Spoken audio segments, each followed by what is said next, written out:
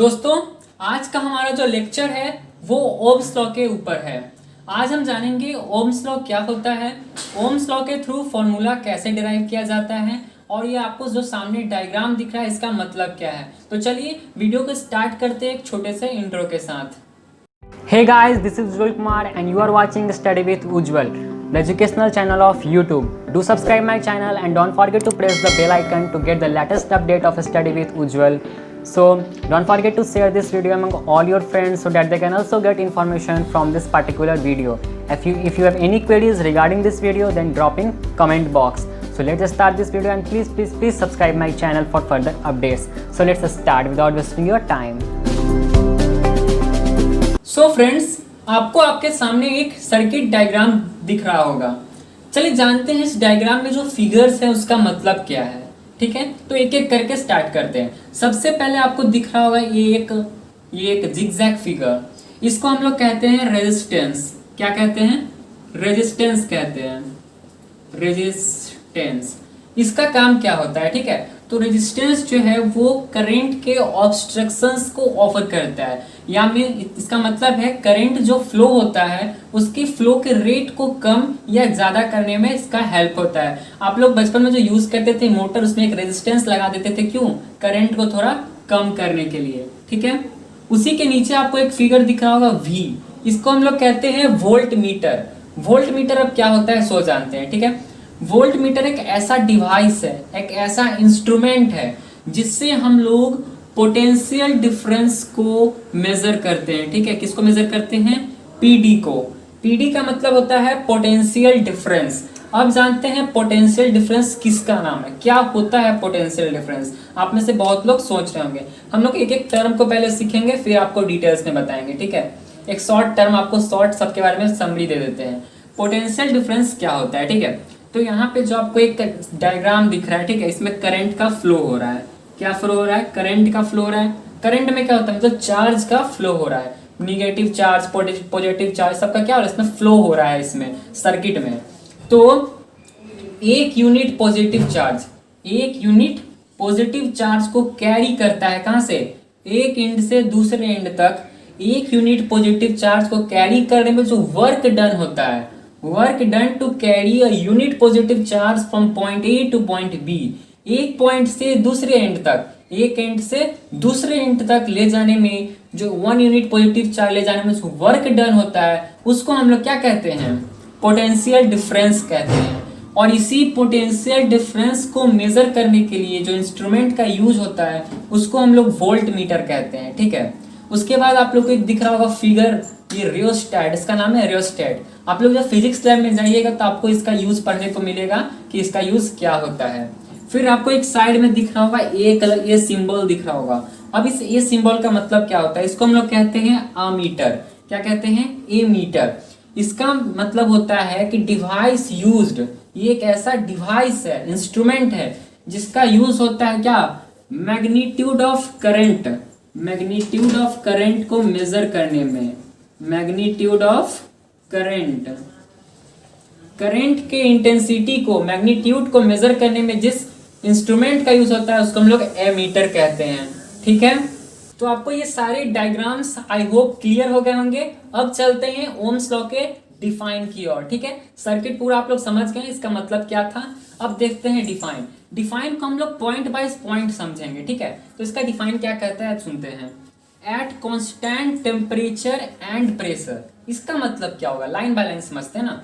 तो at constant temperature and pressure का मतलब कि टेम्परेचर और प्रेशर जो है वो वेरी नहीं करना चाहिए। टेम्परेचर आपको कांस्टेंट होना चाहिए, मतलब अगर 15 डिग्री सेल्सियस हो तो 15 ही होना चाहिए, 15 से 20 नहीं वेरी करना चाहिए।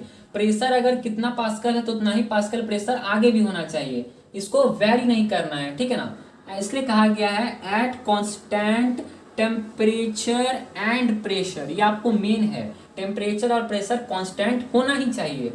फिर देखिए, electric current passes through the conductor. ये क्या है? कंडक्टर है, कंडक्टिंग वायर है यहाँ पे। ठीक है ना, ये कंडक्टर है तभी तो इलेक्ट्रिक करंट पास कर रहा है इसमें से। तो electric current passes through the conductor, इसमें से इलेक्ट्रिक करंट आई जो पास कर रहा है is directly proportional to the potential difference. ये जो है वो पोटेंशियल डिफरेंस के डायरेक्टली प्रोपोर्शनल होगा। डायरेक्टली प्रोपोर्शनल वर्ड का मतलब क्या होता है, ठीक है ना। इसका मतलब होता है कि जितना करंट बढ़ रहा है उतना ही पोटेंशियल डिफरेंस भी बढ़ेगा। डायरेक्टली मतलब कि जितना फर्स्ट चीज बढ़ता है उतना ही सेकेंड चीज बढ़ेगा, मतलब जितना करंट बढ़ेगा उतना पोटेंशियल डिफरेंस भी बढ़ेगा। ये था आपको इसके मतलब कि पूरे डिफाइन का मतलब। आई होप आपको पॉइंट बाय पॉइंट डिफाइन समझ में आया होगा। आप इसको कहीं कॉपी में पूरा डायग्राम और ये डिफाइन नोट कर लीजिए, आपको आगे जाके समझ में आएगा। और इस डिफाइन को 4 से 5 बार इसको रिपीट कीजिए ताकि आपके दिमाग में पूरा बैठ जाए, आगे जाके आपको दिक्कत ना हो, क्योंकि इसी डिफाइन से आपको ये सर्किट पूरा क्लियर हो जाएगा, ठीक है ना। अब इसका देखते हैं हम लोग कि कैसे मतलब निकलता है। तो क्या कह रहा है, potential difference across the two ends. जैसे कि देखिए एक यहाँ पे हम बना लेते हैं, ठीक है, ये एक वायर हो गया A टू B, ठीक है ना, यह पोटेंशियल डिफरेंस है। तो एक एंड से दूसरे एंड में पोटेंशियल डिफरेंस कितना कैरी हो रहा है, V। यहाँ पे क्या है, VA है, यहाँ पे क्या है, VB है।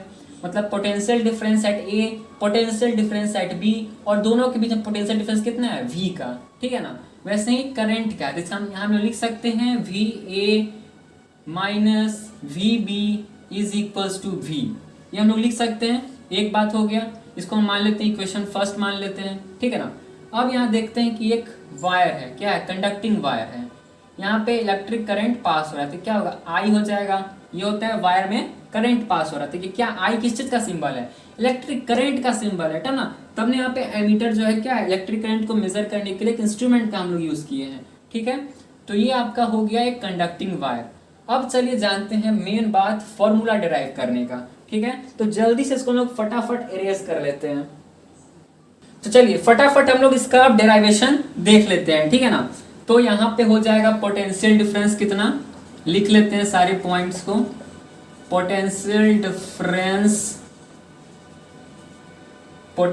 डिफरेंस अक्रॉस टू एंड्स कितना हो जाएगा, VA minus VB is equals to V, ठीक है ना। अब देखते हैं magnitude of current. Directly proportional के लिए दो चीज का जरूरत था, एक था पोटेंशियल डिफरेंस, एक मैग्नीट्यूड।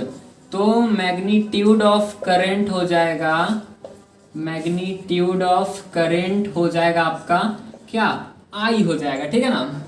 तो अब देखते हैं फॉर्मूला के अनुसार। तो हम लोग यहाँ लिखते हैं अकॉर्डिंग टू ओम्स लॉ। क्या पढ़ रहे हैं हम लोग, ओम्स लॉ पढ़ रहे हैं ना।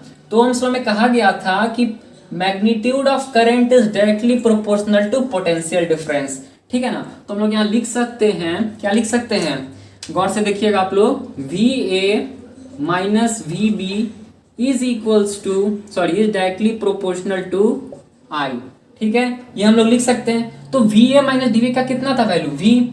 तो हम लोग यहाँ लिख देते हैं V is directly proportional to I, ठीक है ना। अब यहाँ पे क्या होगा, हम लोगों को इस प्रोपोर्शनैलिटी कांस्टेंट को हटाने के लिए कोई यहाँ पे कांस्टेंट लगाना पड़ेगा, ठीक है ना। क्योंकि जब भी यहाँ पे प्रोपोर्शनल हटता है तो एक प्रोपोर्शनैलिटी कांस्टेंट यहाँ पे ऐड होता है। तो यहाँ पे एक प्रोपोर्शनैलिटी कांस्टेंट ऐड जो होगा उसको हम लोग कहेंगे R, ठीक है ना। यहाँ पे हम लोग R लिखते हैं, इसको हम लोग कहते हैं रेजिस्टेंस कांस्टेंट, रेजिस्टेंस कांस्टेंट। ये आपको पूरा था रेजिस्टेंस कांस्टेंट। यहाँ पे क्या हटाया है, तो ये प्रोपोर्शनल हटा है तो एक प्रोपोर्शनैलिटी कांस्टेंट लगा है, जिसको हम लोग कहते हैं रेजिस्टेंस, ठीक है ना। इसका कोई वैल्यू नहीं है, बस एक कांस्टेंट हटाने के लिए इसका सिर्फ यूज हुआ है। अब हम लोग यहाँ लिख सकते हैं V is equals to RI, लिख दिए, ठीक है ना। ये आपको डिराइव हो गया फॉर्मूला, ये आपका ओम्स लॉ के थ्रू एक फॉर्मूला डिराइव हुआ, जिसको हम लोग कहते हैं V is equals to RI, यानी potential difference across two ends is equals to resistance into magnitude of current, electric current. ये था आपका पूरा फॉर्मूला, ठीक है ना। एक जानते हैं एक बात कि ओम्स लॉ से हम लोग क्या वेरीफाई किए हैं, ठीक ना। ओम्स लॉ से हम लोग को क्या पता चला है, तो ओम्स लॉ से पता चला है कि रेजिस्टेंस इज कांस्टेंट। रेजिस्टेंस क्या होगा, कांस्टेंट होगा, ठीक है ना। ओम्स लॉ में रेजिस्टेंस कांस्टेंट होगा, ठीक है ना। अब जानते हैं ओम्स लॉ के टाइप्स को, कितने टाइप्स के मतलब कंडक्टर होते हैं, ठीक ना, उसको हम लोग जानते हैं। इसको इरेज कर देते हैं। आप लोग को थोड़ा सा भी डाउट है तो कमेंट में पूछ लीजिएगा या फिर ईमेल करके, ठीक है। इसको इरेज करते हैं फटाफट, पॉज करके नोट कर लीजिए। अब हम लोग बात करते हैं कि ओम्स लॉ को हम लोग डायग्राम्स ग्राफ्स के थ्रू कैसे प्रेजेंट करते हैं। तो सबसे पहले ग्राफ बना लेते हैं, ठीक है। एक ग्राफ बन गया, यहाँ पे हम लोग दे देते हैं करंट,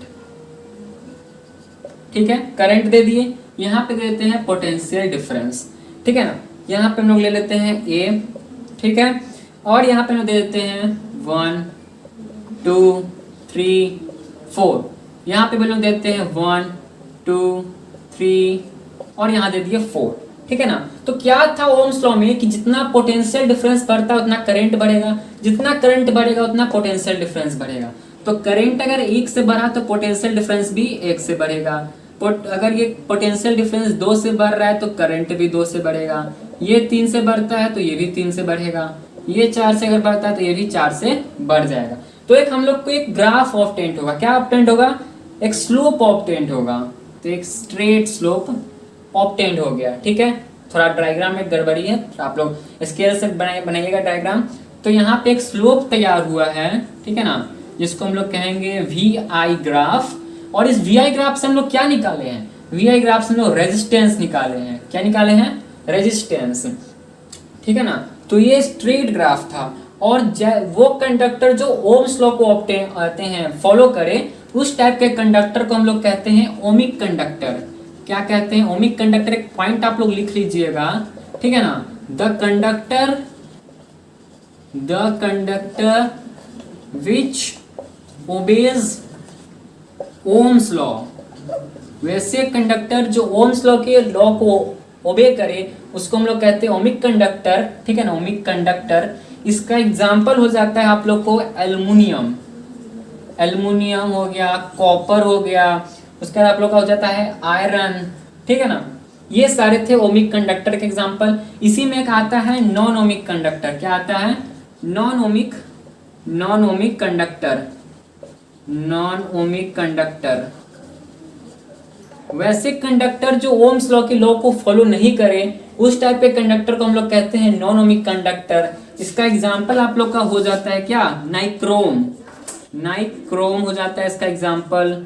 टंगस्टन हो जाता है, ठीक है, ठीक है। तो आप लोग का आज का टॉपिक क्लियर हो गया होगा, ओम्स लॉ, ठीक है। ओम्स लॉ एक छोटा सा टॉपिक था पर बहुत ये इंटेंस टॉपिक है जो एग्जाम्स में अक्सर पूछ देते हैं। बोर्ड्स एग्जाम में क्वेश्चंस आ जाते हैं, आपको ग्राफ बनाना पड़ सकता है, आपको स्लोप दिखाना पड़ सकता है। तो आपके लिए ये टॉपिक बहुत इंपॉर्टेंट है। तो आज का वीडियो यहीं पे समाप्त करते हैं। होप आप लोग को वीडियो पसंद आ गया होगा। तो वीडियो को एक लाइक कर दीजिएगा और चैनल को सब्सक्राइब कर दीजिएगा, क्योंकि इस चैनल पे ऐसे ही मोटिवेशनल वीडियोस और एजुकेशनल वीडियोस आते रहते हैं।